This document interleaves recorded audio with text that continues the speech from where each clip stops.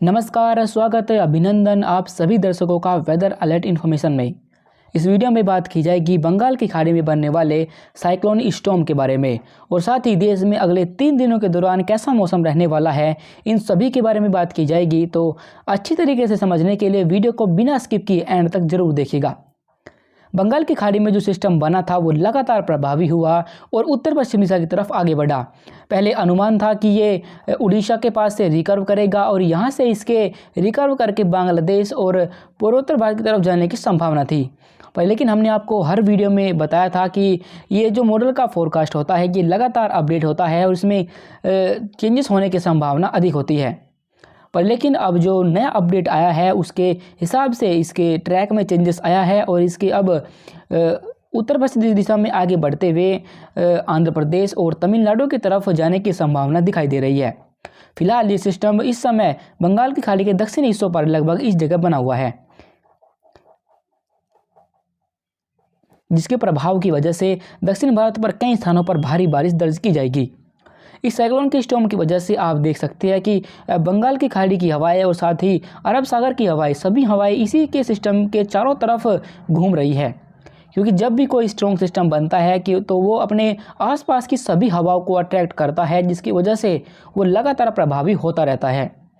क्योंकि इसके वजह से जो हवाएं है वो लगातार एंटी क्लॉकवाइज घूम रही है, जिसकी वजह से ये हवाएं तमिलनाडु तक पहुंच रही है और इसी के प्रभाव की वजह से तमिलनाडु और केरल पर 2 दिसंबर को कई स्थानों पर भारी बारिश होने की संभावना है। जैसे जैसे सिस्टम आगे की तरफ बढ़ेगा तो बारिश की गतिविधियां भी इसके साथ साथ आगे की तरफ बढ़ती जाएंगी। इसी के प्रभाव की वजह से तटीय कर्नाटक पर भी कई स्थानों पर बारिश होगी।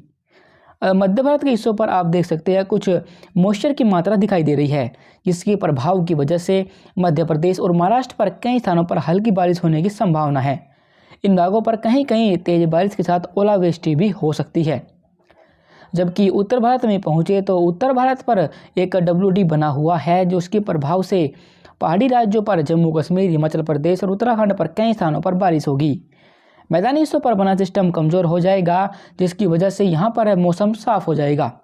पर लेकिन दिल्ली के दक्षिणी हिस्सों पर कुछ हल्की बारिश हो सकती है। पश्चिम राजस्थान और गुजरात पर मौसम बिल्कुल साफ बना रहेगा।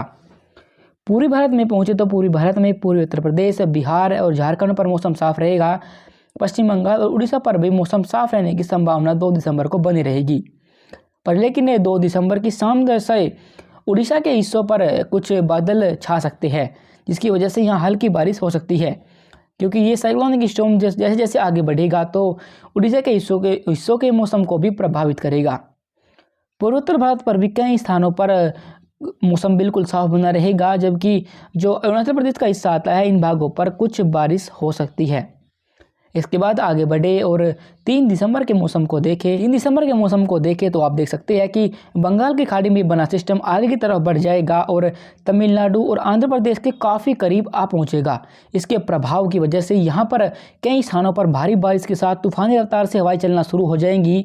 क्योंकि 3 दिसंबर की शाम या रात से ही इसका लैंडफॉल होने की संभावना हमें दिखाई दे रही है। जब ये सिस्टम आगे की तरफ बढ़ता जाएगा तो हवाएं भी धीरे धीरे बढ़ेगी, क्योंकि इसमें जो हवाओं की गति है वो लगभग 80 से 90 किलोमीटर प्रति घंटा, जो कि गस्टिंग में 110 से 120 किलोमीटर प्रति घंटा तक भी पहुंच सकती है। इतनी तेज़ तूफानी हवाओं के साथ साथ इन भागों पर कई स्थानों पर मूसलाधार बारिश भी होगी। पर लेकिन केरल पर 3 दिसंबर को बारिश कम हो जाएगी, क्योंकि जब सिस्टम आगे की तरफ बढ़ेगा तो मॉइस्चर ये अपने तरफ ही अट्रैक्ट करेगा, जिसकी वजह से केरल पर मॉइस्चर नहीं पहुंचेगा और वहां पर बारिश कम हो जाएगी। पर लेकिन ऐसा नहीं है, वहाँ मौसम साफ रहेगा, बल्कि वहाँ भी कई स्थानों पर बारिश का दौर जारी रह सकता है। तटीय कर्नाटक पर मौसम साफ रहने की संभावना रहेगी। आंतरिक कर्नाटक पर भी मौसम साफ ही रहेगा। इसके बाद मध्य भारत में पहुंचे तो मध्य भारत पर जो बारिश हो रही थी वो 3 दिसंबर को कम हो जाएगी, क्योंकि यहाँ जो सिस्टम बने हुए थे उसका इफेक्ट यहाँ पर नहीं रहेगा। पर लेकिन मध्य प्रदेश और महाराष्ट्र पर 1-2 स्थानों पर हल्की बारिश से हम इनकार नहीं कर सकते। गुजरात, राजस्थान और पंजाब, हरियाणा, दिल्ली, उत्तर प्रदेश और साथ ही साथ हिमाचल प्रदेश और उत्तराखंड पर मौसम बिल्कुल साफ बना रहेगा। क्योंकि जम्मू कश्मीर के ऊपर एक WD बना हुआ है, जो कि इसके पूर्वी हिस्सों पर है, जिसके प्रभाव की वजह से जम्मू कश्मीर के पूर्वी हिस्सों पर कुछ बारिश हो सकती है।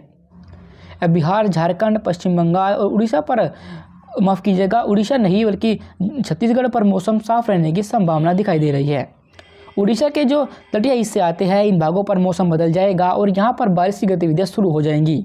धीरे धीरे इन भागों पर बारिश की गतिविधियाँ और अधिक बढ़ेगी और आने वाले दिनों में आपको न सिर्फ तमिलनाडु और आंध्र प्रदेश बल्कि उड़ीसा, पश्चिम बंगाल, झारखंड, छत्तीसगढ़ और विदर्भ, यहाँ तक कि मध्य महाराष्ट्र, इन सभी इलाकों पर आपको कई स्थानों पर बारिश देखने को मिलेगी। पूर्वोत्तर भारत पर मौसम बिल्कुल साफ बना रहेगा। अंत में अंडमान सागर पर आए तो अंडमान सागर पर इस सिस्टम की वजह से कई स्थानों पर मध्यम से भारी बारिश का दौर जारी रहने की संभावना दिखाई दे रही है। एक चक्रवाती हवाओं का क्षेत्र है जो अरब सागर के जो मध्य हिस्से आते हैं इन भागों पर बना हुआ है, पर लेकिन इसका इफेक्ट इतना देश के हिस्सों पर नहीं होगा, पर फिर भी क्योंकि हवाओं को इस तरीके से घुमा रहा है जिसकी वजह से कुछ मॉइस्चर मुंबई और गोवा के हिस्सों पर दिखाई दे रहा है, जिसकी वजह से यहाँ एक दो स्थानों पर कुछ हल्की बारिश हो सकती है। इसके बाद और आगे बढ़े और 4 नवंबर के मौसम को देखें। 4 दिसंबर के मौसम को देखें तो 4 दिसंबर को ये सिस्टम काफ़ी अंदर तक आ जाएगा, जिसके प्रभाव की वजह से तमिलनाडु, तटीय आंध्र प्रदेश और दक्षिणी आंध्र प्रदेश इन भागों पर 90 से 100 किलोमीटर प्रति घंटा की रफ्तार से तूफानी हवाएं चलेंगी, जिसकी वजह से यहाँ पर जनजीवन प्रभावित होगा। हवाओं के साथ साथ इन भागों पर मूसलाधार बारिश भी होगी, जिसकी वजह से अचानक बाढ़ आने जैसी संभावना हो सकती है। इसलिए इन भागों पर रह रहे लोगों को चेतावनी दी जाती है कि वे जब तक ये सिस्टम आगे की तरफ मूवमेंट नहीं करता तब तक अपने घरों में बने रहे।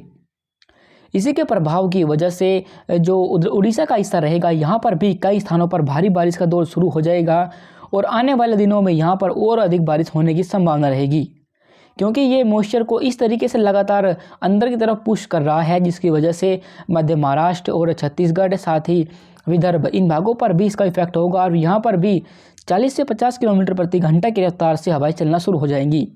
जैसे जैसे ये अंदर की तरफ मूवमेंट करेगा तो इसकी वजह से इन भागों पर भी बारिश का दौर शुरू हो जाएगा।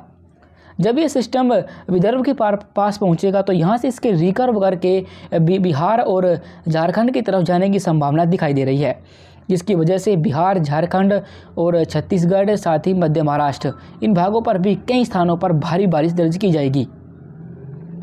इसके बाद पूर्वोत्तर भारत में चले तो पूर्वोत्तर भारत पर कोई भी हलचल नहीं होगी और यहाँ पर मौसम बिल्कुल साफ बना रहेगा। पर लेकिन जैसे जैसे ये सिस्टम इन भागों की तरफ मूवमेंट करेगा तो हो सकता है कि ये as a low pressure system या फिर चक्रवाती हवाओं के क्षेत्र के रूप में पूर्वोत्तर भारत के हिस्सों पर आए, जिसकी वजह से यहाँ पर भी बारिश होने की संभावना दिखाई दे रही है। उत्तर भारत में आए तो उत्तर भारत पर कोई भी सक्रिय WD नहीं है, जिसकी वजह से पहाड़ी राज्यों के साथ साथ मैदानी हिस्सों पर मौसम बिल्कुल साफ बना रहेगा। मध्य प्रदेश पर भी कोई खास हलचल नहीं होगी और यहाँ भी मौसम साफ रहने की संभावना है। पर लेकिन जब सिस्टम आगे की तरफ मूवमेंट करेगा तो जब ये झारखंड और छत्तीसगढ़ के ऊपर यहाँ पर as a low pressure system यहाँ पर पहुँचेगा तो इसके प्रभाव की वजह से पूर्वी मध्य प्रदेश पर भी कुछ बारिश देखने को मिल सकती है। गुजरात पर मौसम साफ रहने की संभावना रहेगी। पश्चिम तटीय हिस्सों पर चले तो पश्चिम तटीय हिस्सों पर गुजरात से लेकर केरल तक मौसम साफ रहेगा, पर लेकिन केरल पर कुछ हल्की बारिश की गतिविधियां हो सकती है। अंडमान सागर पर बारिश की गतिविधियां कम हो जाएगी, पर लेकिन फिर भी इन भागों पर कुछ स्थानों पर तेज बारिश के साथ साथ कई स्थानों पर हल्के से मध्यम बारिश का दौर जारी रहेगा। अभी फिलहाल वेदर अलर्ट इन्फॉर्मेशन में अभी के लिए बस इतना ही। वीडियो अच्छी लगी हो तो इसे लाइक करें और मौसम से जुड़े हर अपडेट को जानने के लिए यूट्यूब पर हमारे चैनल को सब्सक्राइब करना ना भूलें। धन्यवाद।